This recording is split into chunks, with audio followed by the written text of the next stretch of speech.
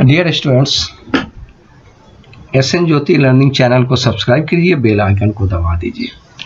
ये a truly beautiful mind का second part है। फर्स्ट पार्ट में हमने पढ़ा था आइंस्टाइन के बारे में।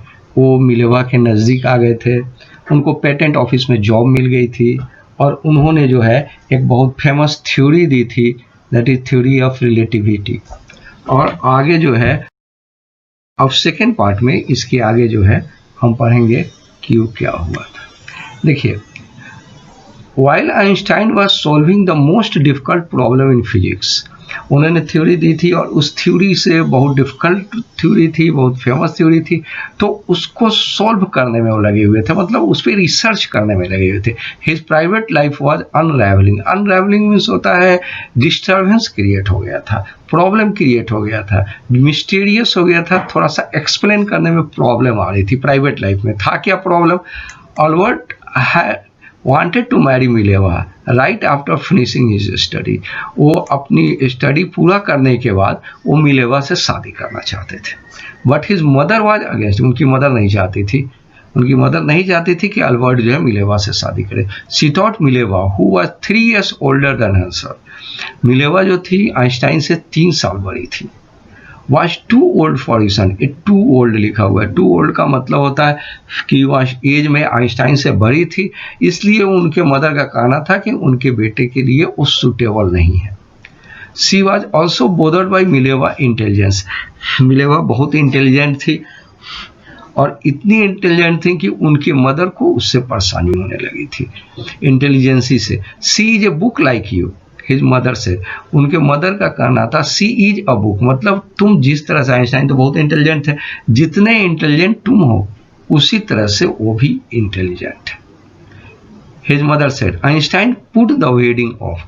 तब आइंस्टाइन चूंकि मदर उनके मैरिज के अगेंस्ट हो गई, मिलेवा से शादी करने के अगेंस्ट हो गई, तो ऑफ का मतलब होता है किसी चीज को त्याग देना, छोड़ देना। तो वेडिंग मतलब शादी होता है। तो आइंस्टाइन ने इस शादी का जो आइडिया था, मिलेवा से शादी का जो आइडिया, उसको पुट ऑफ कर दिया, मतलब उसको त्याग दिया। The pair finally married in January. लेकिन बाद में फिर जो है जनवरी 1903 में जो है ये शादी कर दिया। and had 2 sons, 2 बच्चे हुए उनके। But a few years later the marriage faltered। faltered means होता है लेस इफेक्टिव। लेस इफेक्टिव का मतलब होता है धीरे धीरे उनके मैरिज लाइफ में प्रॉब्लम आने लगी, धीरे धीरे, और दोनों में अब अलग होने के कगार पर पहुंच गया। Mileva meanwhile was losing her intellectual ambition. चूंकि वो बहुत इंटेलिजेंट थी, तो मैरिज होने के बाद जो है इंटेलेक्चुअल एम्बिशन में कमी आने लगी थी मिलेवा की। एंड बिकमिंग अनहैप्पी हाउसवाइफ, और वो नाखुश रहने लगी थी। After years of constant fighting, मतलब बहुत सा प्रॉब्लम हो गया फैमिली लाइफ में, आपस में बहुत सा प्रॉब्लम के बाद द कपल फाइनली डाइवोर्स इन 1919। 1919 में दोनों जो है अलग हो गए। Einstein married his cousin Elsa से, और उसी साल आइंस्टाइन जो है अपने कजन सिस्टर से, एल्सा से जो है अपनी फिर से शादी कर लिया।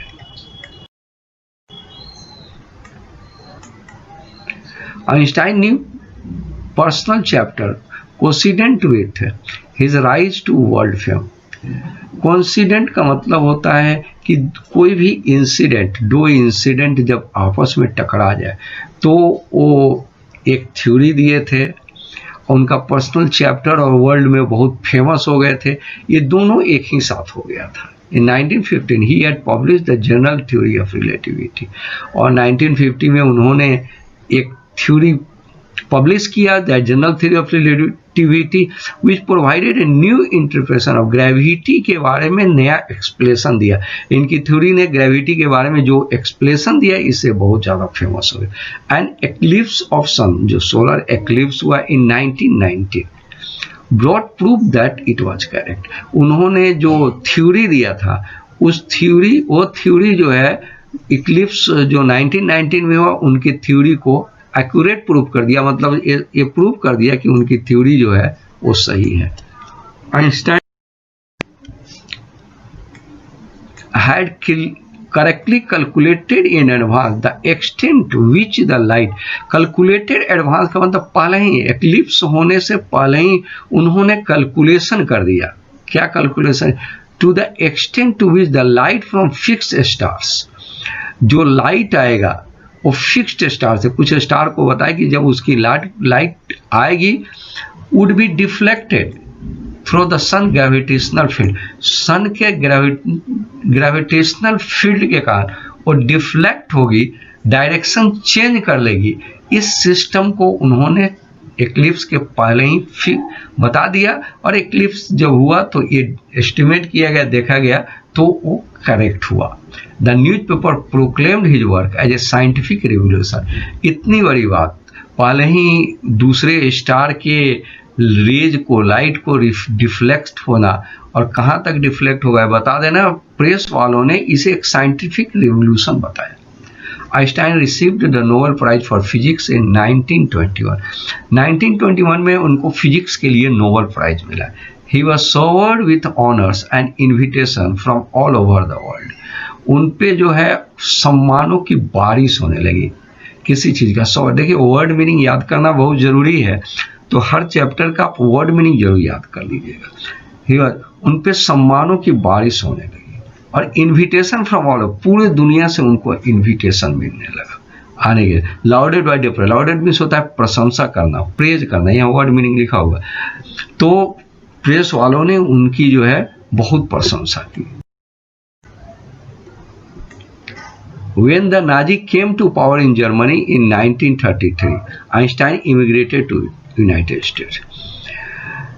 ये यहूदी थे, नाजी जो हिटलर की जो ग्रुप था वो जर्मनी में पावर में आ गया 1933 में।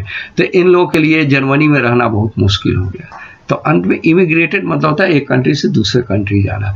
तो वो जर्मनी से चले गए यूनाइटेड स्टेट चले गए। 5 years later he discovered the nuclear fusion.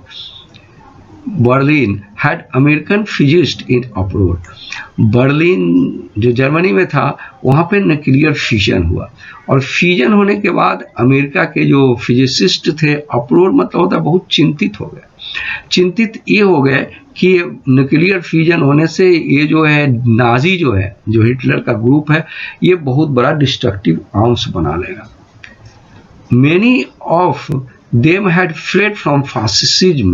Fascism वही नाजिज्म को बोलते हैं, हिटलर के जो ग्रुप था उसको बोलते थे फासिस्ट बोलते थे, उसी से। और ये जो है इनकी थ्योरी थी कि हम सबसे बड़े हैं, सबसे अच्छे हैं, बाकी सब का रेस छोटा है। तो बहुत लोग उनके डर से जो है वहाँ से भाग गए। आइंस्टाइन भी अमेरिका भाग गए थे, बहुत से लोग भाग गए थे, ज़्यादातर जो है यहूदी जो है वहाँ से भाग चुके थे। And now they were afraid of Nazi could build and use an atom. उन लोगों को डर लगने लगा कि अगर नाजी जो है एटम बम बना लेंगे तो बनाने के बाद उसका यूज करेंगे और बहुत बड़ा डिस्ट्रक्शन होगा। ये अमेरिका के जो फिजिसिस्ट थे ये सोचने लगे। At the urging of his colleague, colleague means होता है जो साथ में वर्क करते हैं। तो जहाँ पे थे आइंस्टाइन थे, इनके कलीग लोग जो है इनको बहुत रिक्वेस्ट किया। Einstein wrote a letter to American president Franklin D Roosevelt. America के प्रेसिडेंट रूजवेल्ट को एक लेटर लिखे ऑन 2 अगस्त 1939 को लिखे, इन विच ही वांट, उन्होंने उसमें लिखा था a single bomb of this type, जो एटम बम था उसके बारे में लिखा था, exploded in a port might very well destroy the whole port together with the some of the surrounding territory. उसने लिखा कि एक सिंगल बम जो है पोर्ट को डिस्ट्रॉय कर देगा, पोर्ट के अगल बगल एरिया को डिस्ट्रॉय कर देगा और सराउंडिंग सारे एरिया को डिस्ट्रॉय कर देगा। His words did not fail to have an effect, मतलब है कि इन्होंने जो लेटर लिखा उसका इफेक्ट पड़ा। अमेरिका प्रेसिडेंट ने उस पर जो है एक्शन लिया। The Americans developed atomic bomb in secret project of their own. America ने शांतिपूर्वक चुपके चुपके जो है एटम बम का डेवलप कर लिया। एंड डेवलप करने के बाद जब वर्ल्ड वॉर समाप्त हो गया तो dropped it on the Japanese city of Hiroshima and Nagasaki in August 1945। जब वर्ल्ड वॉर समाप्त हो गया तो चूंकि जापान जो था नाजी के साथ था सेकेंड वर्ल्ड वॉर में, इसलिए अमेरिका ने हिरोशिमा में और नागासाकी में जो है एटम बम जो है 1945 में ड्रॉप किया। Einstein was deeply second by the extent of the destruction. बहुत से लोग मारे गए, इसमें बहुत सा डिस्ट्रक्शन हुआ, इसके कारण जो है बहुत ज़्यादा दुखी हो गए। This time he wrote a public missive to the United, एक लॉन्ग लेटर, पब्लिक मिसिव का मतलब बहुत बड़ा स्पीच लिखे अमेरिकन जनता के लिए। In propose the formation of world government, उन्होंने कहा कि अब वर्ल्ड गवर्नमेंट की जरूरत है, क्योंकि बहुत सा डिस्ट्रक्शन होता, बहुत लोग मारे जा रहे थे, तो ऐसे में बचाने के लिए पूरे वर्ल्ड को एक वर्ल्ड गवर्नमेंट की जरूरत है। Unlike the letter to Roosevelt this one made no impact, लेकिन इसका कोई प्रभाव नहीं पड़ा। पहले लेटर लिखे थे रूजावेल्ट को जिसका प्रभाव पड़ा, और रूजावेल्ट जो है एटम बम बना। इस बार जो लिखे कि वर्ल्ड गवर्नमेंट बनना चाहिए, डिस्ट्रक्शन नहीं होना चाहिए, लेकिन इसका कोई इम्पैक्ट नहीं, कोई प्रभाव नहीं पड़ा। But over the next decade Einstein got over A more and more involve in politics. चूंकि कोई प्रभाव नहीं पड़ा तो आइंस्टाइन जो है पॉलिटिक्स में इन्वॉल्व हो गए। Agitating for an end of arm buildup and using his popularity to the campaign of peace and democracy।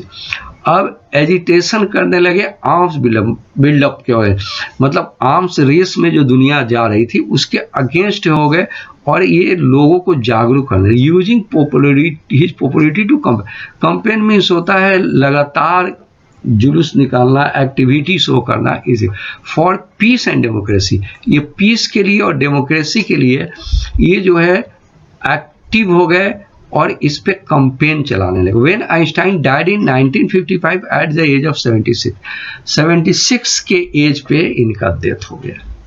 He was celebrated as a visionary and world citizen as much as a scientific genius. Visionary means होता है दूरदृष्टि का देखने वाला, तो ये जो है future को देखने वाले को ये जो है ये दृष्टा बन गए थे। और वर्ल्ड सिटीजन इसलिए थे कि वर्ल्ड गवर्नमेंट की खोज में लगे हुए थे, as much as scientific genius.